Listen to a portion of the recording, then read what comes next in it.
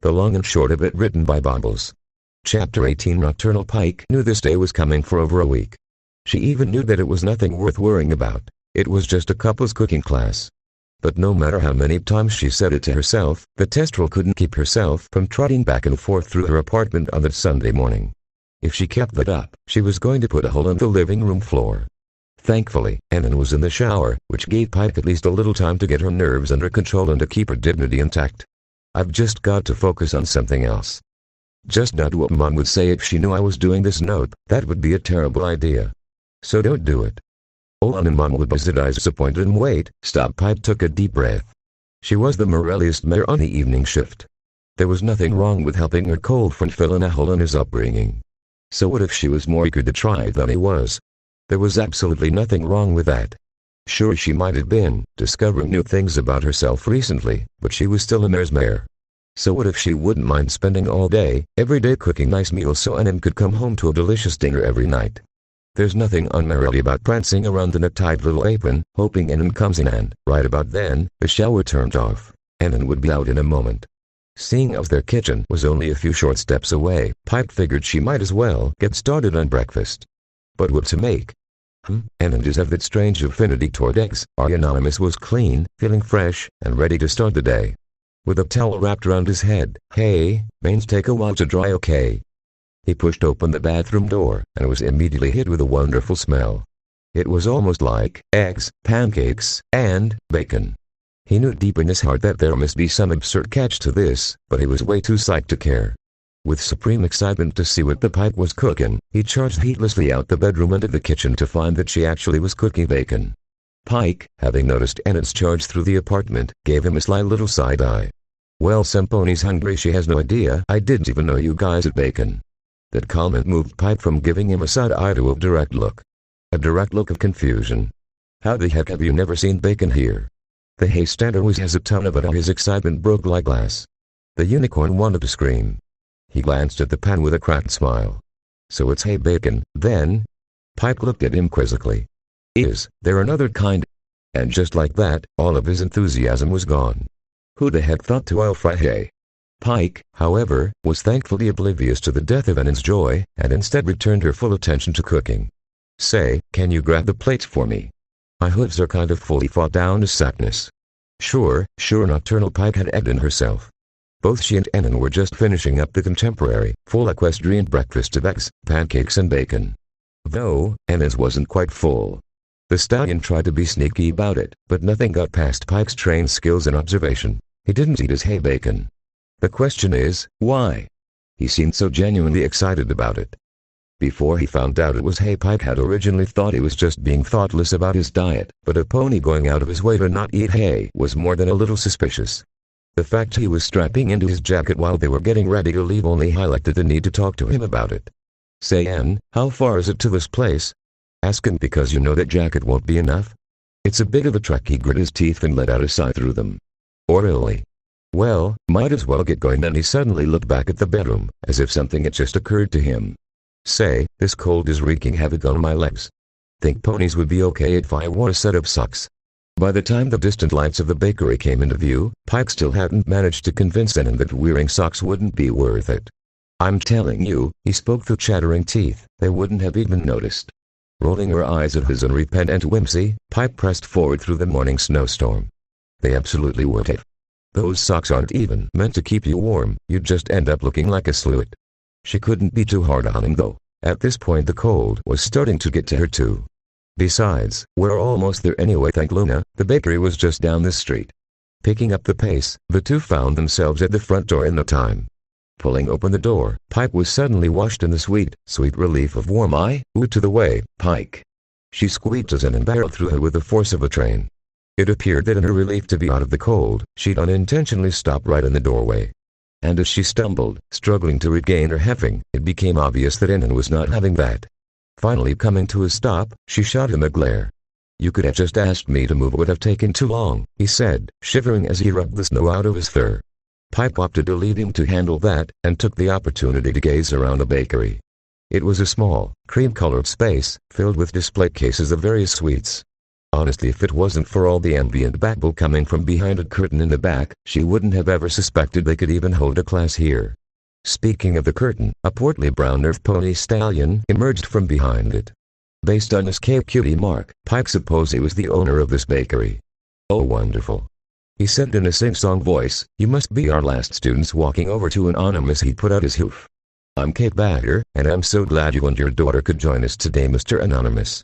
Annan was about to go for the half bump when what Cape Batter actually said actually reached the two of them, prompting the stallion to freeze mid-reach. Needless to say, Annan took it a lot better than Pike did. "Ah, what did you just say?" Howling laughter filled the store as Pike marched up to the thoroughly confused baker. "Well, ponies have brought their children to our classes before, and I just thought that." "Why, before she could even say anything, though I was not going to yell. A gentleman doesn't yell at stallions." Annan grabbed hold of her, pulling them there tight against his chest. "Cut the poor guy a break, Pike." "I'm sure it was an honest misunderstanding," Annan followed up by shooting Cape Batter a smile that was ever so slightly not quite genuine. "Right. Oh, of course. I'm dreadfully sorry. It's just that she's so much sma," Annan wisely cut him off again, knowing how she'd react if he finished that thought. "So yeah, this is my filly friend Nocturnal Pike, and yes, we signed up for your couples class." Cake seemed more than happy to switch subjects, instantly relaxing. "Well, that is wonderful. Now if you two will just follow me." Falling into step behind the stallion as he showed them to the classroom, Pike focused on decelerating our mood. She wasn't that much shorter than Annan. Okay, she was. But that's just because he's freakishly tall. She wasn't that close to being filly-sized. Annan, of course, noticed her frustration and leaned down to whisper in her ear. "Look at it this way, Pike, he was only half wrong. I may not be your dad, but I am your daddy." Annan, "That's foul." Taking a look to make sure Cape didn't hear, she lowered her voice even further. "Have I ever actually?" This, of course, prompted a bout of laughter from him. "Nope. But now I'm keeping an ear out for it." Pike's shoulders slumped at that. Great. From there, Kate showed them to their small baking station in the back. It was one of 6, each hosting a different couple of herd, and all of them out of view of the front, where Kate would be instructing them. It was a fairly impressive setup, implying this couple's class wasn't the only one Cape Batter ran. Their little station came stocked, too. They were just basic tools and ingredients, but they were stocked nonetheless. "Alright, every pony," called out Cake, having taken his place at the front of the room. "I'd just like to, again, welcome you all. It's always nice to see so many mares trying to lessen their stallions' burden." In response, the room filled with appreciative HMMS' from the stallions, and some minor grumbling from most of the mares. "Since most of you probably aren't that experienced, we'll be starting easy. Today we'll be making a full-course dinner featuring an appetizer of sautéed vegetables, a small portion of seared salmon for those of you with feathered family, a main course of hamburgers." Out of the corner of her eye, Pike caught Annan's almost imperceptible wince at the word hamburgers, and finishing up with a lovely chocolate cake.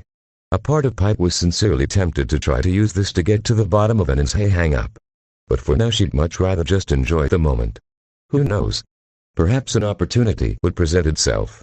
"So to begin, please pull out your skillet." Anonymous the unicorn continued to watch Pike. She'd really gotten in the zone. "Is there any garlic in the spice cabinet, Annan? I bet that would make the salmon really pop." She'd taken the lead pretty early on, and had been the head of their little kitchen ever since. Sure, her doing basically all the work might be defeating the purpose of them both coming here, but he didn't really mind. Besides, he was still picking up quite a bit, even if she was getting all of the hoods-on experience. "Found some," he said as he passed her the spice. "Yes. I'm telling you, Annan, this'll be great." Honestly, it was pretty cute to see her so into it. "Bada boom," she said as she threw some on with a flourish. As Annan watched his filly friend go to town, he heard someone walking up behind him. Turning his head, he saw Cape Batter, having come over to check on their progress. My, is that garlic I smell?" "Yep," replied Pike. "I hope you don't mind that I added some. I just thought it would really add something, you know." "Not at all, that's why I stocked those extra spices.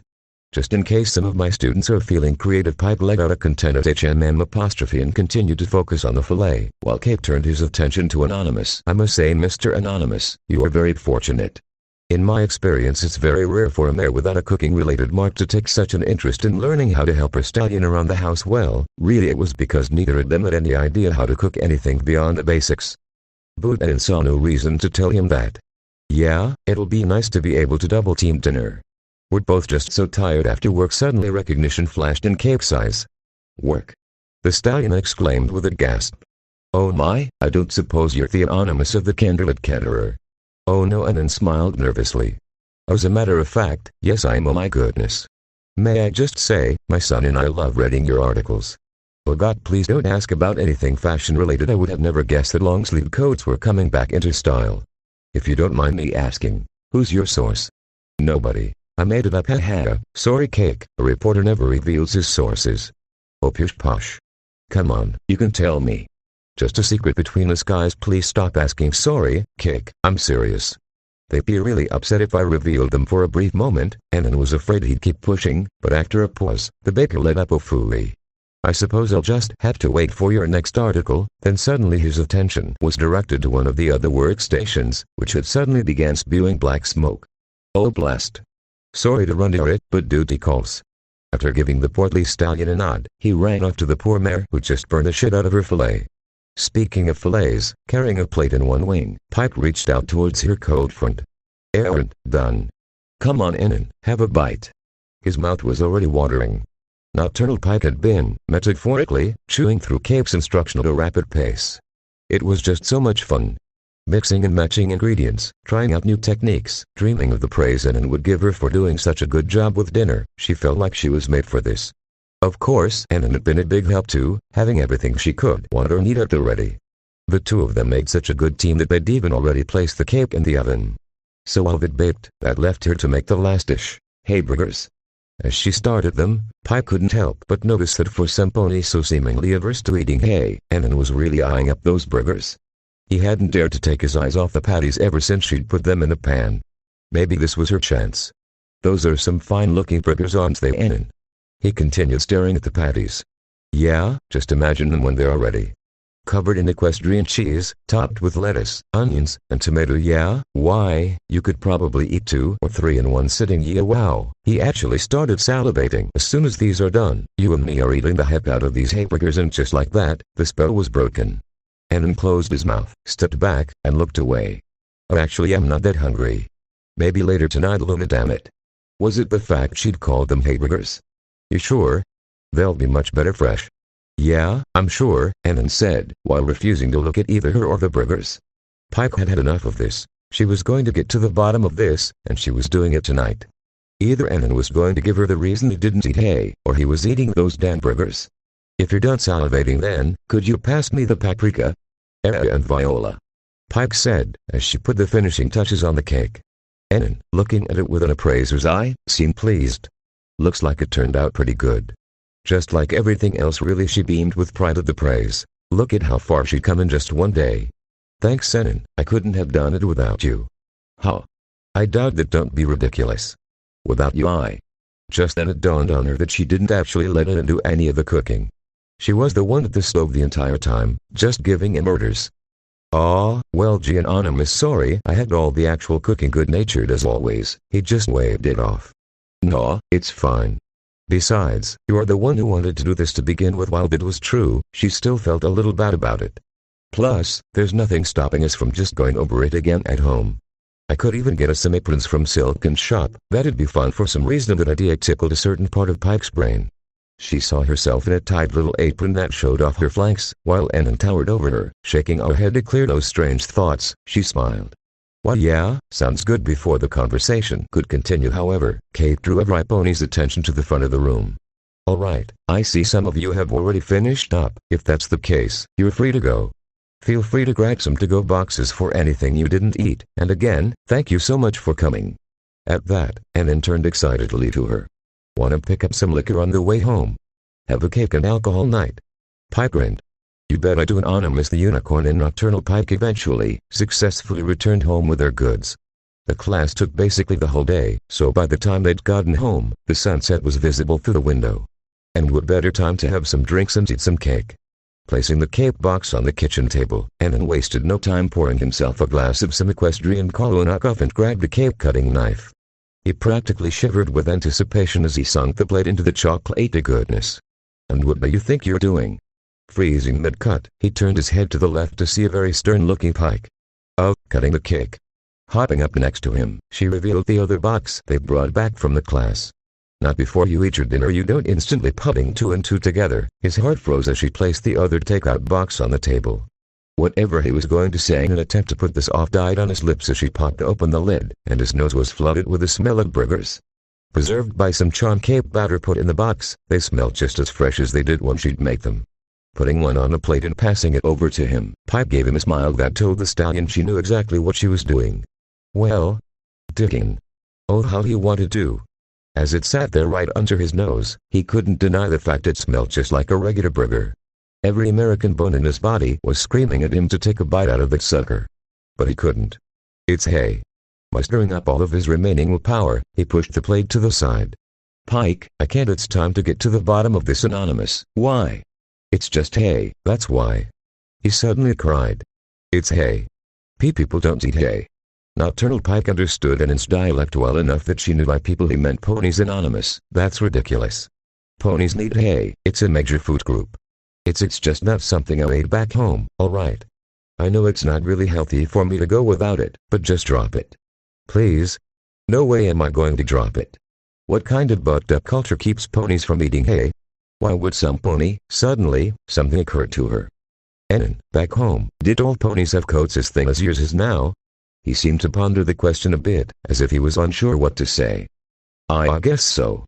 In that moment, it all clicked. Pike had heard stories of stallions starving themselves because they thought it would make them more attractive.